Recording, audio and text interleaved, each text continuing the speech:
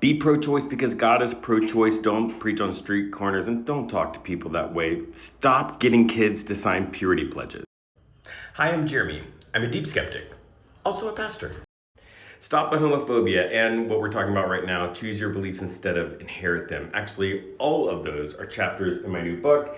I can't tell you the name out loud because TikTok always takes it down. If you'd like a signed copy or to see where you can hear me speak about it, you can go to the link in my profile. One of the most dangerous things in the modern religious world is that a lot of people have inherited their beliefs instead of chosen them. By that I mean some pastor told you that this is the true belief. This is what it means to be a true follower of your religion, or you received a set of doctrine that at some point you had to memorize and then say out loud that you believed. And that, to be clear, is still choosing your beliefs. It's just passively choosing your beliefs, having somebody else give them to you and allowing that to happen and allowing that person to be the authority figure and just hand you your beliefs. But what you need to do is to actively choose your beliefs. And look, when you start actively choosing your beliefs, sometimes it can feel like you're like pulling at a thread of a sweater, and I get that, but just know it's gonna be okay.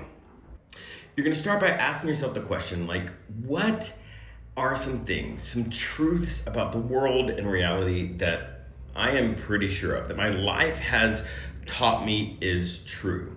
And then you're gonna sort of interrogate that belief and say, okay, but of this list of things, which of these things are the most possible that I'm wrong on? Which of these are the most shaky? And then you're gonna make that list and maybe write it down or put it in a note on your phone. And then you're gonna start this process that's really helpful. You start with the sacred text. You start with, if you were a Jewish person, it's the Torah. If you were a Christian, it's the Bible. If you're nothing, there's probably a book that has resonated with you and helped you understand reality. That's it. And you're gonna look at that text and you're gonna say, okay, what does this teach me about this belief that I'm pulling out and interrogating to see if I actually believe it or if I need to change that.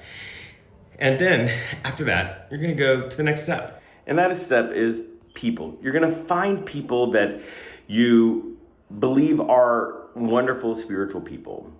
People that you respect, not just anybody, but people that you respect. And those people might be alive and you can talk to them about this belief and what they believe and how they've experienced it. Or they might be dead and you read their works or their writing. Then, and I know that this might feel a little weird, but you use logic. Yes, logic, your brain, and you put all of that together and you say, okay, I think this is the belief. I think this is what the people and the sacred text are telling me about this thing. But you're not done. Because then you just live it out. You use your experience and you say, okay, does this match my experience of life and of reality and of the divine? And you're also asking yourself two things. Is this belief helping me become the best version of myself? And is this belief helping me find a purpose and experience and sense that my life has a purpose greater than myself? And if it's doing the opposite of those two things, it's time to reevaluate.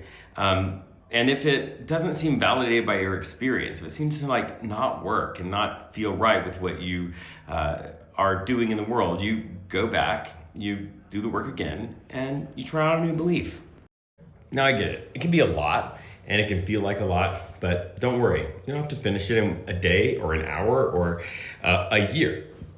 You just go one by one and start evaluating your beliefs, and just know that what you're doing is the work of your life. The incorporating of new data, like when something else comes up, you're gonna think about it, consider it. Does this affect my beliefs? And if so, like, how does that happen? That's just the work of being a human, the work of being a spiritual person in the world. And it's a lifelong work, so you don't have to try to finish it. It's just part of what it means to live in this world. So don't feel a pressure to pull out every belief in the span of a week or a month or a year even. Just live your life and continue to grow and to choose your beliefs. Because when you choose your beliefs, you are actively choosing the things that are helping you become a better version of yourself, helping you find a purpose greater than yourself. When you inherit beliefs, some of those beliefs can be very damaging, very traumatic, and can actually harm you and hold you back from becoming the best version of yourself and finding a purpose greater than yourself.